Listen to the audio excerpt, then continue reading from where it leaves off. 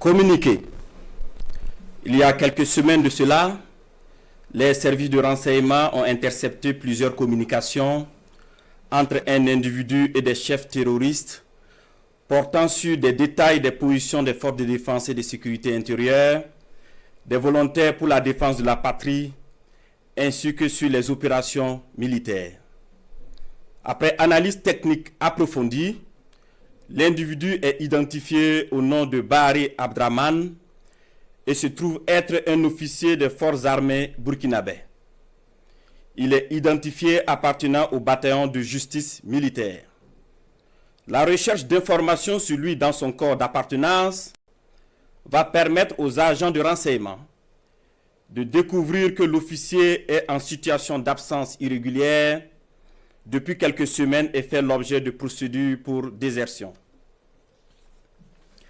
La surveillance des communications du lieutenant déserteur Bahari Abdraman va donner des liens supplémentaires qui vont intéresser les services de renseignement, notamment avec un officier des forces armées du nom de Compaoré Joani, un ancien sous-officier de l'armée burkinabè du nom de Zerbo Laoko, un officier en service au Centre intégré des opérations du Burkina Faso, le commandant Ouedraogo Frédéric, un officier des forces armées en stage dans un pays européen, mais déserteur depuis un bout de temps et ayant rejoint Abidjan du nom de Kaboré Constantin.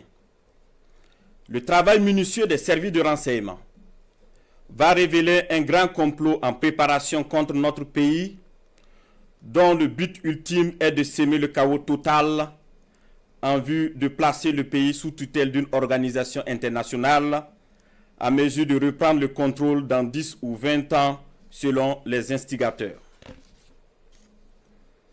Des informations sensibles ont été passées aux terroristes en vue d'accentuer les attaques contre les forces combattantes et les civils dans le but de susciter la révolte contre les autorités. Aussi, d'autres stratégies ont été développées pour désorienter les services de renseignement afin de les amener à faire des arrestations massives au sein des forces de défense et de sécurité intérieure et espérer ainsi créer des frustrations et un sentiment de peur. La manipulation est menée également à travers des messages diffusés pour susciter injustement certains et d'autres messages envoyés à des chefs de corps pour leur faire peur en indiquant qu'ils seront arrêtés car étant sur une soi-disant liste noire. Des leaders religieux et coutumiers ont été sollicités pour convaincre certains officiers de s'engager dans cette mission funeste. Ce fut le cas malheureusement du capitaine Ouedraogo René David, en fuite actuellement.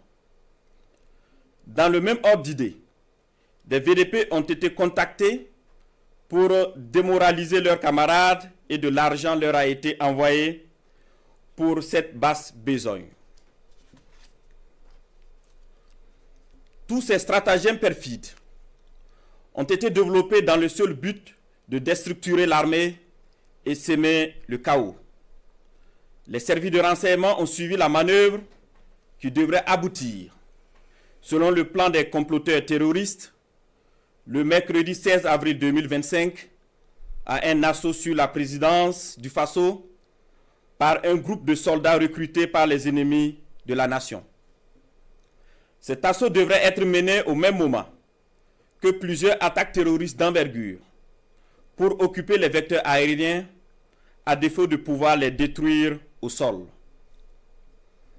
Quelques jours avant la mise en œuvre de ce projet diabolique, des VDP et soldats patriotes se sont présentés dans plusieurs services, notamment au renseignement et à la présidence du Faso, pour dénoncer le coup en préparation.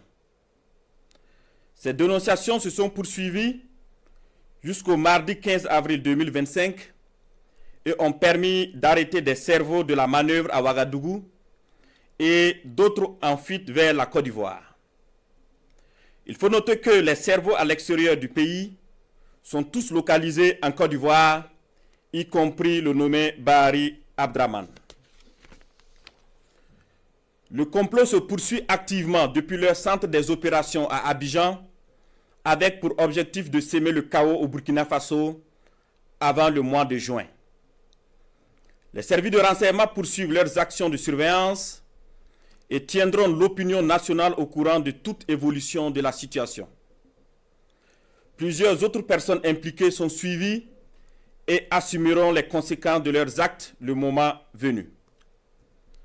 Nous invitons les populations à rester sereines et vigilantes et à signaler toute activité suspecte. Quant aux vaillantes forces combattantes, nous les encourageons à poursuivre leur mission avec détermination tout en restant vigilantes. La patrie ou la mort, nous vaincrons.